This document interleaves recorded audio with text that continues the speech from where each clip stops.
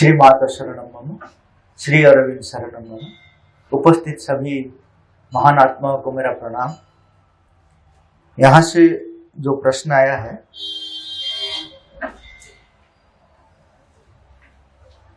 श्री अरविंद ने अखंड भारत की बात कही है,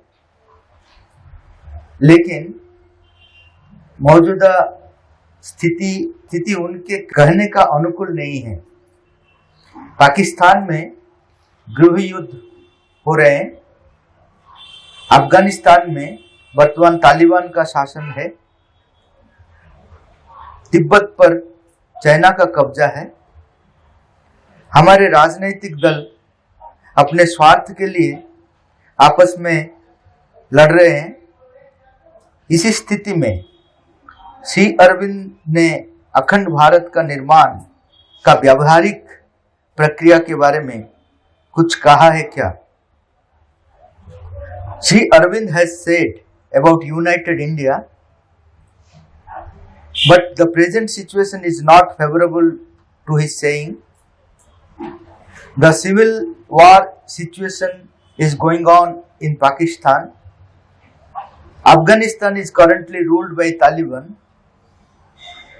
and Tibet is possessed by China. Our political parties are fighting among themselves for their own selfish ends. In this situation, has Sri Aurobindo said anything about practical process of building a united India? Shri Arvind उनका योग साधना में इसका जो solution दिखा है, वो देखा है कि अखंड भारत जरूर होगा, क्योंकि उसका पीछे भगवान का इच्छा है। अगर भगवान का इच्छा होता है तो उसको कोई रोक नहीं सकता। हम लोग का अज्ञानता, हम लोग का जो असहयोग केवल प्रोसेस को डिले कर सकता है। भगवान जो चाहते हैं वो जरूर होगा। हम लोग अगर सहयोग करते हैं तो आनंदमय प्रक्रिया में होगा और जल्दी होगा। अगर हम लोग सहयोग नहीं करते हैं तो थोड़ा डिफिकल्ट सिचुएशन में होगा और थोड़ा देर में होगा। श्री अरविंद अपना योग का दृष्टि में ये देखकर ये बोला है कि जरूर होगा अखंड भारत, क्योंकि उसका आत्मा एक है। अभी पाकिस्तान का आत्मा नहीं है कि बांग्लादेश का आत्मा नहीं है। इसका आत्मा नहीं है तो ज्यादा दिन तक वो अलग नहीं रह सकते। वो जरूर मिलेंगे, लेकिन हम लोग अगर सहयोग करेंगे तो शीघ्र होगा और सुंदर रूप में होगा। अगर सही असहयोग करेंगे तो थोड़ा खून खराबा होगा। तो ये जरूर होगा, लेकिन उसके लिए श्री अरविंद बोल रहे हैं भारत तो शांति चाहता है, शांतिमय प्रक्रिया में होना तो भारत चाहता है। भारत का मूलभूत है शांति, लेकिन अगर जरूरत है तो युद्ध करना पड़ेगा, श्री अरविंद बोल रहे हैं। क्योंकि हमारा देवताओं के पास भी अस्त्र शस्त्र है। हमारा भगवत गीता युद्ध करने के लिए प्रोत्साहन दिया है। तो ये सब का जरूरत है। अगर सही ढंग से भारत एक नहीं होता है तो हम लोग को युद्ध के लिए तैयार होना चाहिए। ये श्री अरविंद ने रोक-टोक बोले थे। लेकिन हम लोग का जब उस समय जो सरकार थे वो क्या कि सो कॉल्ड नॉन वायलेंस का चेतना उनका अंदर में इतना था कि वो युद्ध करने से भी बीच में इंटरनेशनल प्रेशर आ जाता था, वो तो सीज फायर कर देते थे। तो इसलिए माता जी बोल रहे बार बार जो हम लोग का एक सिचुएशन था कि अखंड भारत होने का, पहले तो पाकिस्तान मिलना चाहिए, वो बार बार हम खोते जाएंगे। 1950 में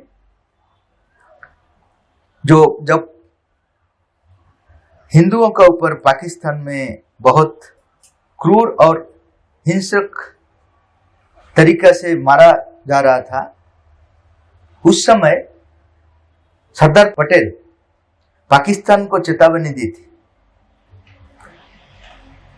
और युद्ध के लिए भी तैयार थे, लेकिन पाकिस्तान का प्रधानमंत्री लियाकत अली नेहरू के साथ एक समझौता कर लिया।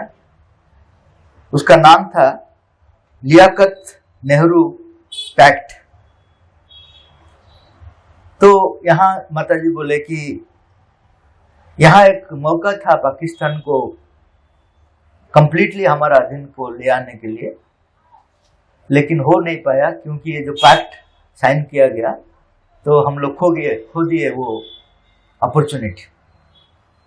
उसका बाद 1965 में जो युद्ध हुआ था वो क्या था, पाकिस्तान का अंदरूनी प्रॉब्लम कुछ था। वो अंदरूनी प्रॉब्लम को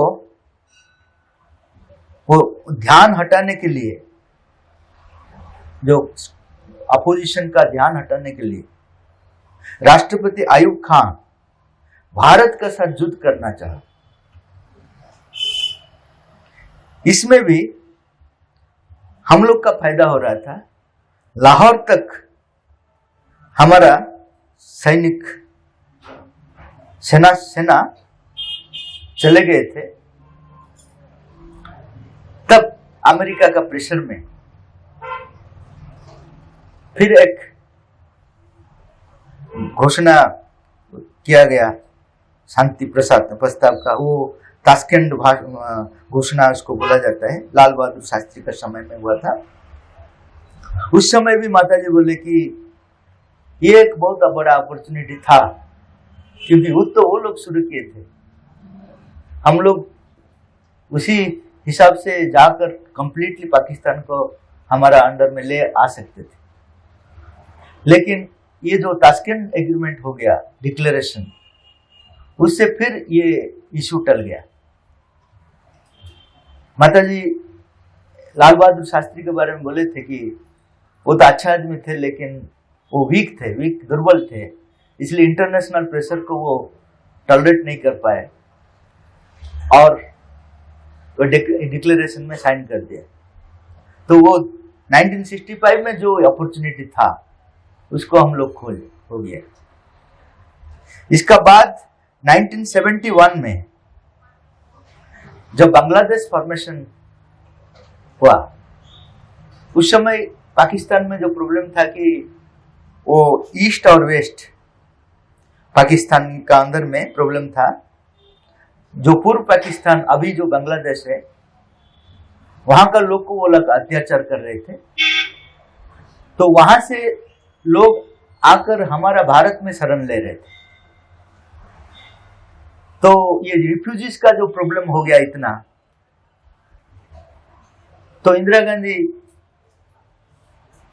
युद्ध के लिए तैयार हो गया, उन लोग को सपोर्ट किए पूर्व पाकिस्तान को, और 90,000 सोल्जर्स को, पाकिस्तान का सोल्जर्स को अरेस्ट कर पाए।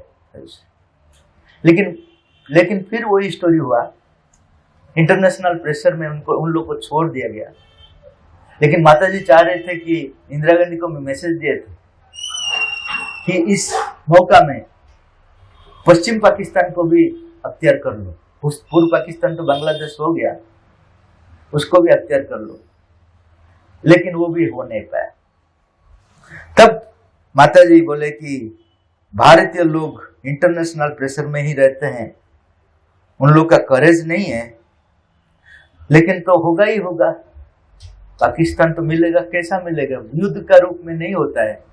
तो माताजी को पूछा गया तो और क्या तरीका है, क्योंकि भारत पाकिस्तान तो मिलेगा ही, युद्ध के लिए तो हम लोग तैयार नहीं है।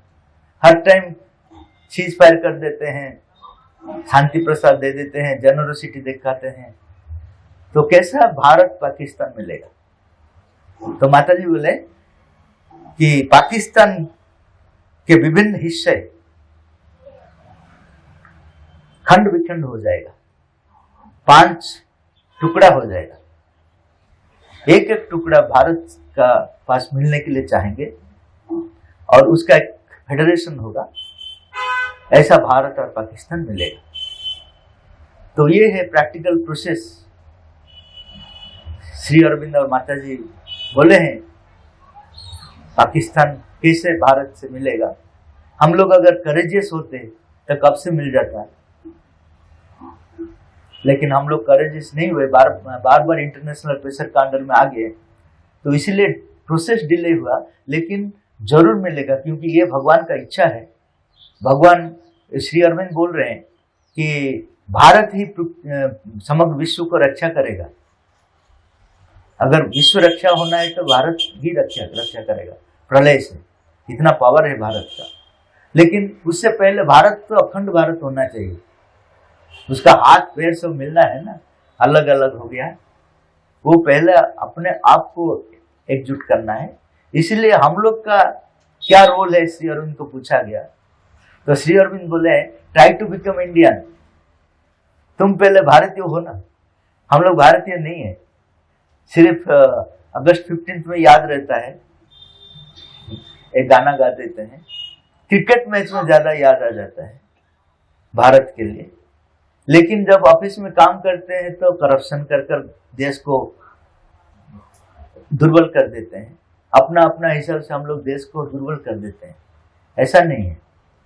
भारत के लिए पहला चीज चाहिए कि ऑनेस्टी एंड सिंसियरिटी। हम लोग सिंसियरली भारत माता के लिए काम करेंगे और ऑनेस्टी का एग्जाम्पल होना चाहिए। लेकिन भारत में इतना करप्शन है, आप लोग को पता है। तो ट्रू इंडियन वो भारत माता को इतना प्यार करेगा कि उसके लिए हर कुछ सैक्रिफाइस करने के लिए प्रस्तुत होगा। हम लोग चाहते हैं मेरा फायदा क्या है, ऐसा ब्लड हमारा नहीं था। मुनि ऋषि का ब्लड हमारा अंदर में है। माता श्री अरविंद लिखते हैं Indian never lives for themselves, they lives for others and above all for the divine. कभी भी इंडियंस भारतीय अपने के लिए जिया नहीं, वो दूसरों के लिए जिया, भगवान का इच्छा को साकार करने के लिए जिया। ये भारतीय का डेफिनेशन है। लेकिन अभी हम लोग को क्या हो गया, जंडिस हो गया, जो नहीं करना चाहिए वही सब हम लोग करते हैं। इसीलिए ये जो यूनाइटेड इंडिया, अखंड भारत होने का जो प्रक्रिया देरी हो जाता है। हम लोग अगर ठीक हो जाएंगे तो जल्दी हो जाएगी।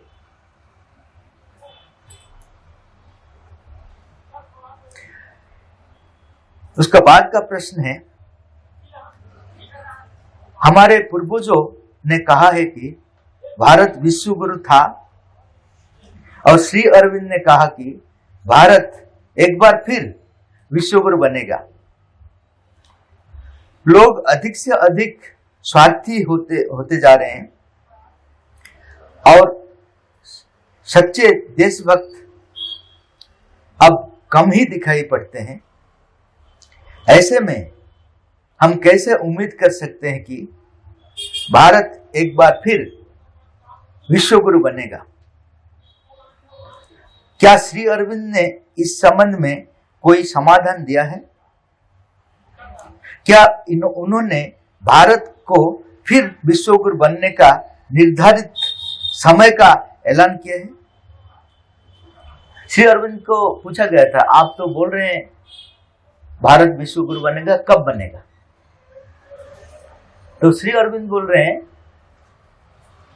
हम लोग का काम है विश्व गुरु होने के लिए तैयार होना। कब बनेगा वो दो फैक्टर्स का ऊपर निर्भर करता है। एक है यूनिवर्सल फोर्सेस जो है उनके फ्रीडम है। भगवान कुछ हद तक हम लोग को फ्रीडम दिए हैं। ऐसा नहीं है कि वो जो चाहते हैं उसी हिसाब से चलेगा, ऐसा नहीं। हम लोग को फ्रीडम दिए हैं। वो फ्रीडम का एक पॉइंट आ जाएगा जहां की उनको लगेगा कि हाँ ये लोग रेडी हो गए, वहीं से वो टाइम फिक्स करेंगे। श्री अरविंद को पूछा गया कि वो जो टाइम भगवान फिक्स करते हैं कहां से फिक्स करते हैं? तो पहले से नहीं फिक्स करते हैं। पहले कुछ हद तक हम लोग को फ्रीडम दिया गया है, क्योंकि हम लोग तैयार होंगे। हम लोग का अंदर में वो अनुभव आना चाहिए, जबरदस्ती तो ये नहीं होगा। हम लोग का अंदर में प्यार देश के लिए होगा, इसके लिए एक प्रस्तुति का समय जरूरत होता है, वो हम लोग को फ्रीडम दे गए, भगवान ने दिया। एक पॉइंट आ जाएगा जब वो कन्विंस हो जाएंगे कि हाँ ये लोग अभी रेडी हो गए हैं, तब वो टाइम फिक्स करेंगे। तो ये नहीं है कि पहले से टाइम फिक्स हो गया कि उस दिन भारत अखंड भारत हो जाएगा, ऐसा नहीं है। श्री अरविंद मना किए। तो हम लोग का एक पॉइंट आ जाएगा, अगर अनसेल्फिशनेस हमारा अंदर में आ जाएगा, भारत के लिए जीने का एक संकल्प आ जाएगा, तब से फिक्स होगा कि कब कितना दिन लगेगा, वो भगवान फिक्स करेंगे। तब तक तो एक टाइम दिया नहीं जा सकता। दूसरा पॉइंट है कि ये जो सिचुएशन में ये कैसा होगा, श्री अरविंद को पूछा गया तो सिचुएशन जस्ट अपोजिट होता है। आप कैसे बोलते हैं कि अभी ये सब हो जाएगा? तो श्री अरविंद बोल रहे हैं, तुम लोग जो देख रहे हो मैं भी देख रहा हूं, लेकिन तुम लोग जो देख नहीं रहे हो वो मैं देख रहा हूं। थोड़ा सा आगे देखना सीखो, तब पता चलेगा ये जो सिचुएशन है ये सिर्फ बादल जैसा है। ये बादल ज्यादा समय तक सूर्य को रोक नहीं सकता। भारत का अभिदान वो सूर्य का जैसा है, और जरूर होगा, लेकिन आप लोग बादल देखकर सोचते हैं कि ये नहीं होगा। रात जितना भी अंधकार हो, सूर्योदय को बंद कर सकता है क्या? जितना भी अंधकार हो, सूर्योदय को बंद नहीं कर सकता। ऐसा ही भारत का सूर्योदय कोई शक्ति बंद नहीं कर सकता। ये तो बाहर का जो चीज होता है अभी, इसके लिए हम लोग व्यस्त होना नहीं चाहिए। लेकिन व्यस्त नहीं होना चाहिए तो मतलब वो लोग सोचेंगे तो हम लोग को कुछ करना नहीं, अपने आप हो जाएगा, सो जाएंगे। ये भी नहीं है। हम लोग व्यस्त नहीं होना है, लेकिन हमारा कर्तव्य जो हो करना है। लेकिन लोग सोचते हैं कि वो तो जरूर होगा, भगवान करेंगे तो हम लोग अच्छे से एंजॉय करेंगे जीवन। ये टोटली गलत चीज है, क्योंकि भगवान जो चाहते हैं हमारा थ्रू में करना चाहते हैं। श्री राम अगर रावण को मारने के लिए चाहते हैं, वो क्या खुद मार नहीं सकते थे? उनका अंडर में हर डिपार्टमेंट था, हवा का डिपार्टमेंट था, पानी का डिपार्टमेंट था, हर डिपार्टमेंट उनका पास था। अगर सप्लाई बंद कर देते तो रावण का क्या हालत होता? इतना युद्ध का जरूरत नहीं था। लेकिन भगवान हर टाइम चाहते हैं कि हम लोग उनका काम में पार्टिसिपेट करना है, क्योंकि उसमें जो आनंद है और कोई काम में नहीं है। भगवान का काम में अपने आप को दे देने में जितना आनंद है और किसी में नहीं, और वो आनंद हमसे लेना नहीं चाहते हैं वो। इसीलिए हमारा थ्रू में वो काम कर रहे हैं। कभी भी देखिए, वो वानर सेना का थ्रू में काम किए हैं, श्री कृष्ण आकर पांडव का थ्रू में काम किए हैं। क्यों? क्या जरूरत था? अपना सुदर्शन चक्र काफी था। हम लोग को वो बेनिफिट देना चाहते हैं। अभी भी भगवान अगर चाहेंगे तो करने के लिए क्या है, लेकिन वो चाहते हैं कि हम लोग उसी में पार्टिसिपेट करेंगे। पार्टिसिपेट करने से ही जो आनंद मिलेगा हम लोग को, भारत जब अखंड होगा तब हम लोग को लगेगा कि देखो इसमें मेरा भी रोल था। जैसा राम मंदिर हो रहे हैं, हर आदमी के पास से एक ईंट लेकर वहां पहुंचे। क्यों? क्या हमारा ईंट नहीं जाने से वो नहीं होगा? हम लोग को लगेगा हाँ मेरा भी पार्टिसिपेशन है। इसका जो आनंद है, वो आनंद भगवान हमसे लेना नहीं चाहते हैं। तो ये अखंड, ये जो भारत विश्व गुरु होगा ही होगा। कैसा होगा? पहला चीज है, भारतीय को प्रस्तुत होना पड़ेगा।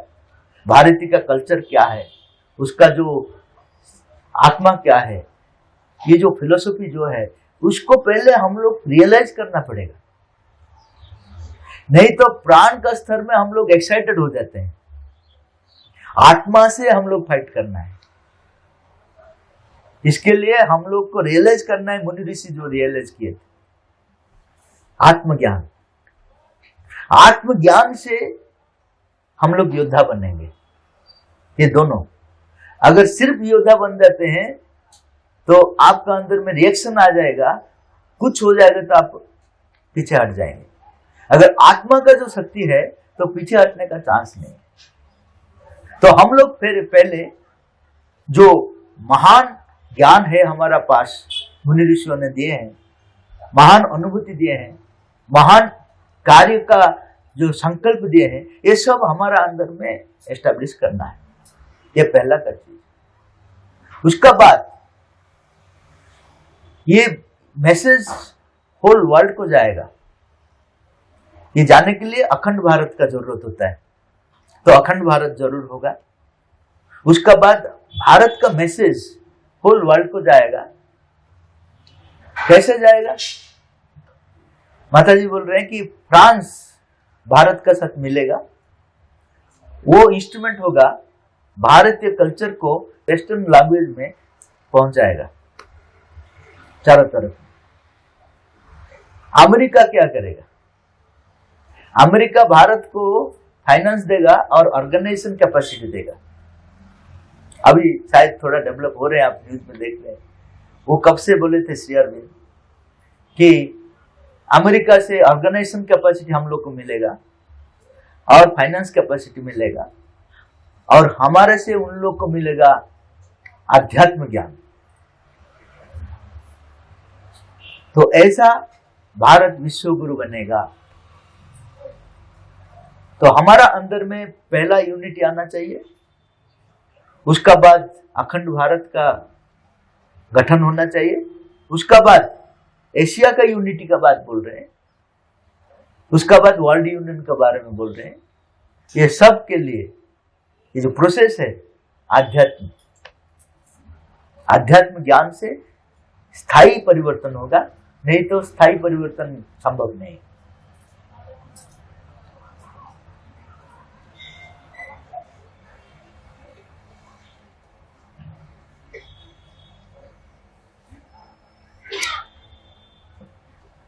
प्राचीन काल में शक्तिशाली आध्यात्मिक महापुरुष मुनि ऋषि संपूर्ण मानवता को एक दिव्य परिवार में जोड़ने के लिए समाज का नेतृत्व लेते थे। अब जाति पंथ आदि के नाम पर पूरा मानवता को बांटने का लक्ष्य रखने वाले लोग समाज को गुमराह कर रहे हैं। तो क्या मानव एकता को संभव बनाने के लिए समाज को प्राचीन युग में वापस जाना जरूरी है? In ancient era, powerful spiritual great men, Muni Rishis, used to lead the society to unite the entire humanity in one divine family. Now people who aim to divide the entire humanity in the name of caste, creed, etc. are misleading the society. So is it not necessary for the society to go back to the ancient era to make human unity possible? ये श्री अरविंद को इसका बारे में पूछा गया था कि हम लोग को पीछे जाना चाहिए क्या? श्री अरविंद बोले हाँ जरूर जाना चाहिए, लेकिन उसको मॉडर्न वे में प्रेजेंट करना है। उस समय में जिस लेवल में वो प्रेजेंट हुआ था, अभी हमारा माइंड जितना डेवलप किया है, साइंस टेक्नोलॉजी सब आया है, अभी वही वेद वही उपनिषद अभी का मॉडर्न टेक्नोलॉजी का हिसाब से वो व्यक्त करना पड़ेगा।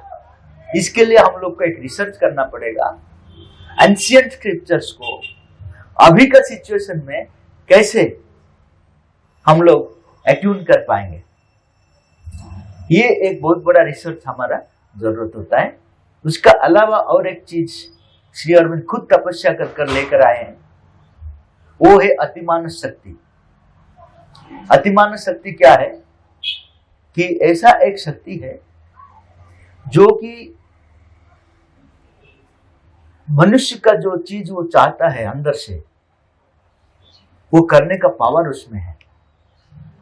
उसको मुनि ऋषि देखे थे, हिरण्मय पात्र में था, लेकिन समय नहीं आया था उसको नीचे उतारने का। श्री अरविंद उसको तपस्या कर कर ले आए। तो वो शक्ति का साथ अगर हमारा एंशियंट वेद, उपनिषद, ये सब का एक हार्मोनाइजेशन कर पाएंगे, तब शक्तिशाली रूप से हमारा एंशियंट स्क्रिप्चर्स का जो ट्रूथ है वो चारों तरफ में फैल जाएगा।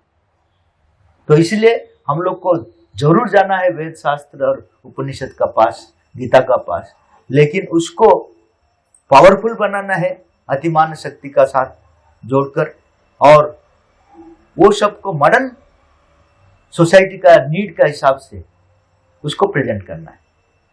वो श्री अरविंद बोल रहे।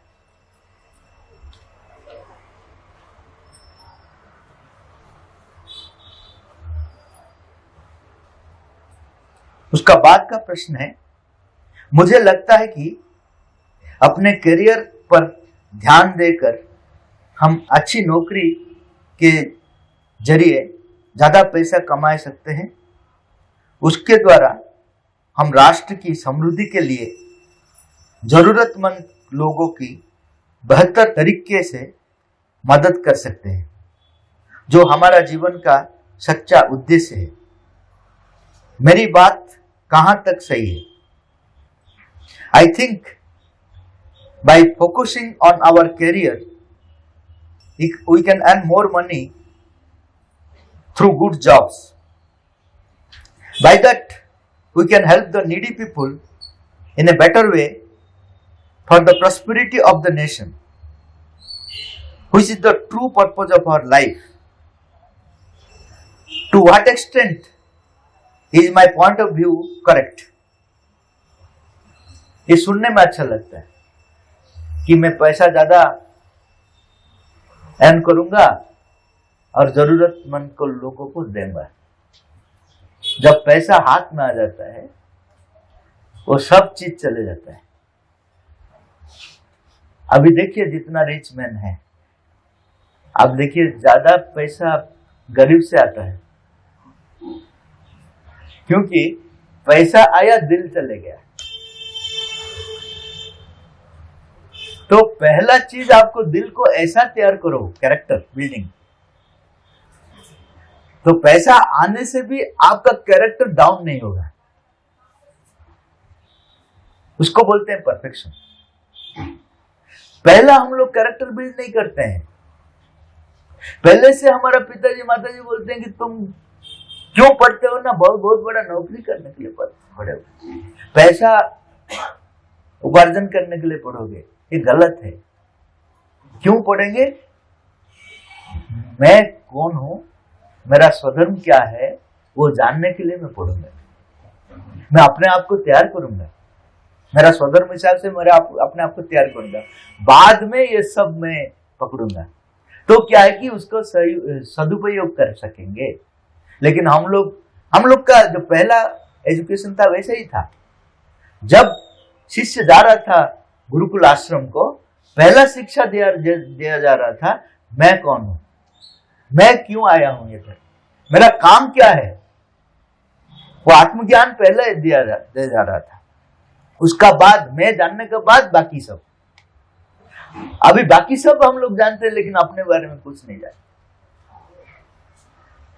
तो वो जो पैसा आपका पास आएगा, जितना अधिक पैसा आएगा ना, उतना बड़ा असुर बनेंगे आप, क्योंकि कैरेक्टर नहीं। तो पहला कैरेक्टर, thereafter पावर। हम लोग क्या है कि पावर का पीछे भागते हैं, कैरेक्टर बोलते हैं कैरेक्टर अपने आप हो जाएगा। जब शादी विवाह होता है, उनका जो बेटी के शादी के लिए, वो कैरेक्टर नहीं देखते हैं, वो बोलते हैं कैसा नौकरी कर रहे हैं, कितना इनकम कर रहे हैं, और इनकम से ऊपरी कितना है। वो कितना करप्शन कर रहे हैं, ये दोनों मिलाकर डिसाइड करते हैं मेरा बेटी वहां जाएगा अच्छा से रहेगा। कैरेक्टर वो तो अपने आप हो जाएगा, 2-3 बार पूजा कर लेगा, हाँ इधर उधर कर ले, इतना इजी है कैरेक्टर चेंज करने के लिए। बाकी पावर का पीछे हम लोग भागते हैं। ये टोटली रॉन्ग, हमारा एजुकेशन का सिस्टम नहीं था ये सब। हमारा एजुकेशन सिस्टम में जो एजुकेशन में रहते थे वो सैलरी भी नहीं लेते थे। आप कभी देखा है कि मुनि ऋषि का मंथली सैलरी कितना था? रोड में स्ट्राइक करना देखा कि यूजीसी स्केल के लिए मुनि ऋषि कभी स्ट्राइक किया है? हमारा दाबी पूर्ण हो, यूजीसी स्केल दो, नहीं तो पढ़ाएंगे नहीं। हम लोग तो बीच बीच में एक महीने में बाहर आ जाते हैं। स्टूडेंट का भविष्य जो भी होने दो, क्योंकि हम लोग का कैरेक्टर हम लोग तैयार नहीं किया, हमारा एजुकेशन ऐसा तैयार नहीं किया। बच्चों को हम लोग जब भेजते हैं तो बोलते हैं तुम क्लास में फर्स्ट हो, दूसरा लोग का जो भी हो तुम्हारा कुछ भी नहीं, वो नीचे जाने से तुम्हारा फायदा है। तो हम लोग उनको सिखाते हैं कि स्वार्थ पर हो जाओ, तुम तुम्हारे लिए जियो। अगर एक गरीब बच्चा को अपना कलम दे देता है तो घर में उसको प्रेज किया जाता है या गाली दिया जाता है? बोलिए। अगर कुछ दे दिया, अपना खाना अगर दे दिया दूसरे को तो घर में गाली देते हैं कि प्रशंसा करते हैं? अरे भाई तुम दूसरे को दे दो तो तुम्हारा क्या हाल होगा। तो वो समझता है कि देना खराब है। नेक्स्ट दिन वो क्या करता है, दूसरों से ले आता है। तो हम लोग बोलते हैं हाँ अभी तुम योग्य हो गया हो करप्शन करने के लिए, जब नौकरी करेगा अभी से तुम शुरू कर दो। और वो जब बड़ा होता है उनको हम लोग तो सिखा दिया कि अपने के लिए जियो। बाप और माँ जब बड़े हो जाते हैं, बुढ़ापे आ जाते हैं, तब वो बोलते हैं कि तुम तुम्हारा जियो, मैं अपने के लिए जीऊंगा, क्यों आप लोग ही मुझे बताया ऐसे जीने के लिए।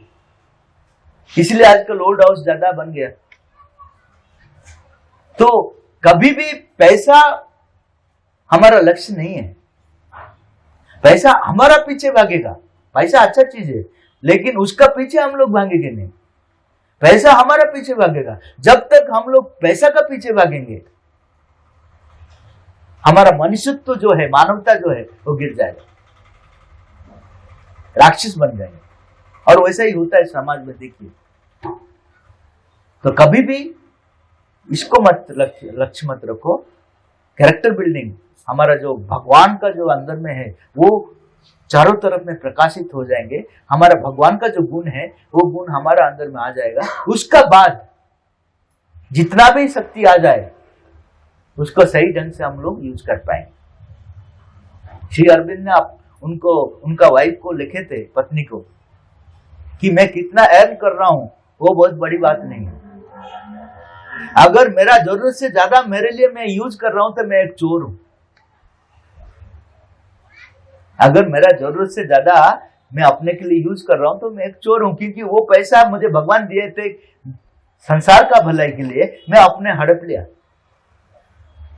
तो उसी हिसाब से देखेंगे तो हम लोग एक छोटा छोटा चोर है, जिसका जितना बैंक बैलेंस जितना ज्यादा है उतना बड़ा चोर है, क्योंकि उसको अच्छा काम में नियोजित करना चाहिए था। हम लोग फ्यूचर में कब जरूरत होगा इसके लिए बैंक में रख देते हैं। वो हमारा पैसा नहीं है, हम लोग का उतना ही अधिकार है जितना हमारा जीने के लिए जरूरत है। उससे ज्यादा अगर हम लोग रख लिया तो हम लोग चोर है, क्योंकि दूसरा का पैसा हड़प लिया। श्री अरविंद अपना पत्नी को लिखते हैं। तो ऐसा एक कैरेक्टर हम लोग को बनना है कि हमारा लिए हम लोग सोचेंगे नहीं। Self concentration is a death, Swami Vivekananda ने लिखे। Concentration on the divine is a life. भगवान का ऊपर कंसेंट्रेट करना लाइफ है, अपना स्वार्थ के लिए कंसेंट्रेट करना डेथ है, मृत्यु है। They alone live who live for others, the rest are more dead than alive. स्वामी विवेकानंद ने लिखे। वही लोग जी रहे हैं जो कि दूसरों के लिए जी रहे हैं, बाकी सब मर गए हैं। वो सब ऑलरेडी मर गए हैं, वो सब चल रहे हैं, हर टाइम डेड बॉडी चल रहे हैं, रास्ते में सब डेड बॉडी चल रहे हैं। इतना बड़ा बात स्वामी विवेकानंद ने बोले। तो ये जो प्रश्न पूछे हैं उनको पहला समझना है कि character is first, next everything. हम लोग कुछ छोड़ेंगे नहीं, सबको लेंगे, लेकिन कैरेक्टर का साथ लेंगे तो वो ब्लेसिंग होगा। अगर कैरेक्टर नहीं है तो वही अभिशाप हो जाएगा हमारे लिए। देखिए आजकल कितना लोग जेल में है पैसा लेकर, वैसा ही हालत हो जाए।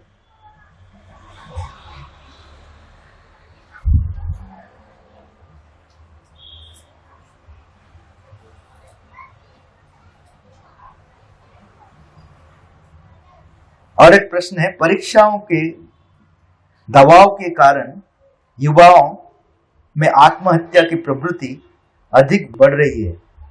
वर्तमान स्थिति पर काबू पाने का कोई आध्यात्मिक तरीका है क्या? Suicidal tendency is growing more in the youth due to the pressure of examinations. Is there any spiritual way to overcome the present condition? हमारा भारतीय शास्त्र में यही था, बाद में ये एग्जामिनेशन सिस्टम आया।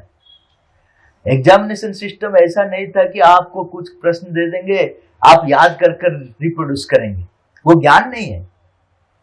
गुरु उनका साथ रहते थे, हर मोमेंट में वो एग्जामिनेशन कर रहे थे, लेकिन शिष्य को पता नहीं था कि वो एग्जामिनेशन हो रहा है। उसी हिसाब से उनको तैयार भी कर रहे थे।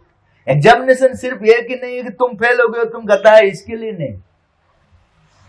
एग्जामिनेशन इसलिए कि तुम कहां पे हो, तुमको कैसा ऊपर लेना है, इसलिए वो लोग एग्जाम कर रहे थे। किस स्थिति में है वहीं से मैं उसको ऊपर कैसा लूं।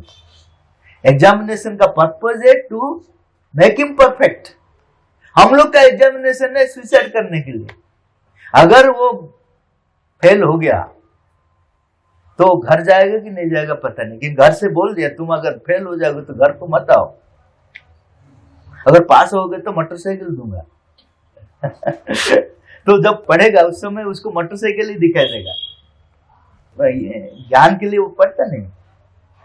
तो ये सब गलत एग्जामिनेशन सिस्टम हमारा ऊपर थोप गया है, वो सब नहीं रहना चाहिए। शिक्षक और स्टूडेंट का अंदर में डायरेक्ट रिलेशनशिप रहेगा और वो कंप्लीटली ऑब्जर्व करेगा उनका प्रोग्रेस को, हर टाइम वो एग्जामिनेशन करेगा। उनका ज्ञान से ज्यादा इंपॉर्टेंट है वो क्या जानना चाहता है, क्या होना चाहता है, कितना निस्वार्थपर होना चाहता है, अपना देश के लिए, अपना समाज के लिए कितना अपने आप को सैक्रिफाइस करना चाहता है, वो उनका मार्किंग है। ये नहीं है कि आपको पूछ गया एक प्रश्न, आप याद करके रख दिया, रिप्रोड्यूस कर दिया, 100 से 100 दे दिया। इसलिए वो लोग सुसाइड कर रहे हैं, क्योंकि उनका जो आत्म कॉन्फिडेंस जो है, आत्मविश्वास हम लोग का शिक्षा में नहीं है। सेल्फ कॉन्फिडेंस हमारा शिक्षा में नहीं दिया जाता है। पहले से बोला जाता है कि तुम अगर अच्छा से पढ़ोगे नहीं तो भीख मांगोगे, तो उसका कॉन्फिडेंस वहीं से चले जाता है, क्या मैं भीख मांगूंगा। तो शिक्षा में क्या होता है कि आपका विश्वास, आत्मविश्वास, भगवान का ऊपर विश्वास, करेज, ये सब गुण अगर आप दिया तो वही शिक्षा है। आप जितना भी अगर फर्स्ट क्लास फर्स्ट हो गया, गोल्ड मेडल आ गया, गोल्ड मेडल मिल गया, वहां से सुनामी आ रहे हैं, तो आप उसको गोल्ड मेडल दिखाएंगे क्या? अरे भाई तुम इधर मत आओ, मेरा गोल्ड मेडल है, वो क्या बोलेगा? सॉरी मुझे पता नहीं था तुम्हारा गोल्ड मेडल है, मैं साइड हो जाता हूं, बोलेगा क्या? वो गोल्ड मेडल का साथ उसको मिला देगा। वहां क्या जरूरत था? जब सुनामी आ रहे हैं वहां क्या जरूरत था? सेल्फ कॉन्फिडेंस, फेथ, करेज, उस समय वो सब जरूरत है। वो सब हमारा शिक्षा में नहीं है। तो बेचारा कैसा जिएगा? How he will face the life? जीवन को कैसा फेस करेगा वो? तो ये सब चेंज होगा। माता जी बोल रही है ये सब ज्यादा दिन नहीं रहेगा, ये चेंज होगा। हमारा एजुकेशन में विश्वास, आत्मविश्वास, करेज, ये सबको लेकर ज्ञान हमारा पास आएगा, स्वधर्म का हिसाब से ज्ञान आएगा। हम लोग अभी स्वधर्म नहीं देखते हैं। अगर मुझे मैं डॉक्टर क्यों बनता हूं? मेरा स्वधर्म के लिए नहीं बनता हूं, उसमें ज्यादा पैसा मिलता है, ज्यादा प्रेस्टीज मिलता है। मैं अगर कलाकार होने के लिए आया हूं, उसमें अगर पैसा नहीं मिलता है तो मैं कलाकार नहीं होता। ये टोटली गलत है। मैं जिसके लिए आया हूं वही काम करने से ही मेरा जीवन में आनंद आएगा। दूसरा काम करने से आनंद नहीं आएगा, इसलिए पैसा का पीछे भागेंगे। जो पैसा का पीछे भागते हैं उसका जीवन में आनंद नहीं है, इतना समझ लो। जिसका जीवन में आनंद है वो पैसा के पीछे कभी भागेगा नहीं। तो हम लोग 99% पैसा के पीछे इसलिए भागते हैं क्योंकि हमारा स्वधर्म का हिसाब से काम नहीं करते हैं। मेरा पिताजी, मेरा माताजी बोल रहे हैं मैं तो हो नहीं पाया, तुम हो। अरे आप नहीं हो पाया, मैं क्यों होऊंगा? मेरा तो अपना स्वधर्म है, मैं तो भगवान मुझे भेजे कुछ करने के लिए, वो मैं डिस्कवर करूंगा। डिस्कवर करने के बाद मैं वैसे होऊंगा। मुझे मेरा बड़ा भाई बोला था कि तुम क्या विवेकानंद बन जाएगा? मैं बोला भाई I will become Vivekananda, I will become the original nirakar. जो अंदर में है वही तो प्रस्फुटित होगा। क्यों डुप्लीकेट ग्रेट मैन होंगे हम लोग? ओरिजिनल होंगे। हर आदमी का अंदर एक ओरिजिनलिटी है, वो ओरिजिनलिटी को मैनिफेस्ट करना एजुकेशन है। वो सब हम लोग भूल गए, इसीलिए समाज का परिस्थिति खराब है। लेकिन ये ज्यादा दिन तक नहीं रहेगा, चेंज होगा, माताजी बोल दिए। तो let us hope and let us cooperate in the new process. अगर न्यू प्रोसेस में कोऑपरेट करेंगे तो ये जल्दी होगा। आधुनिक मानव विज्ञान और टेक्नोलॉजी का उपयोग निर्माणकारी उद्देश्य के लिए कम और विनाशकारी उद्देश्य के लिए अधिक करता है। तो क्या विज्ञान और टेक्नोलॉजी के क्षेत्र में विकास पर अधिक ध्यान केंद्रित करना और निवेश करना सही है? वो विज्ञान खराब नहीं है, टेक्नोलॉजी भी खराब नहीं है।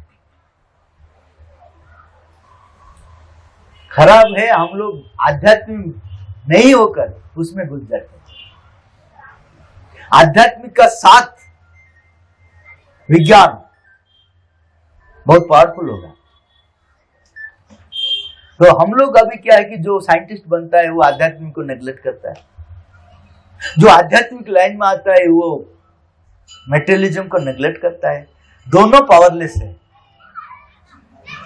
क्योंकि विज्ञान का आंख नहीं है, पैर है, वो चलता है पावरफुली, लेकिन कहां गिरेगा पता नहीं। आध्यात्म का आंख है, पैर नहीं है, तो ये दोनों का मिलना जरूरत होता है। Matter shall reveal the spirit space. Matter और स्पिरिट का एक समन्वय होगा, तब ये पावरफुल होगा। तो कोई चीज खराब नहीं है। All problems of existence are essentially the problems of harmony, Shri Aurobindo ने बोले। यहां पे जितना भी प्रॉब्लम आप देख रहे हैं उसका प्रॉब्लम क्या है कि आप समन्वित नहीं किए हैं, अलग अलग कर आप रखे हैं, तो वो अपना हिसाब से वीक हो जाता है। अगर एक गाड़ी का पार्ट को चेंज करें, अलग अलग रखेंगे, क्या होगा गाड़ी का? टायर को अलग रख लेंगे, इंजन को अलग रख लेंगे, तो क्या होगा? ऐसा ही ये जितना भी शक्ति है सब अगर हार्मोनाइज हो जाएगा तो काम आएगा।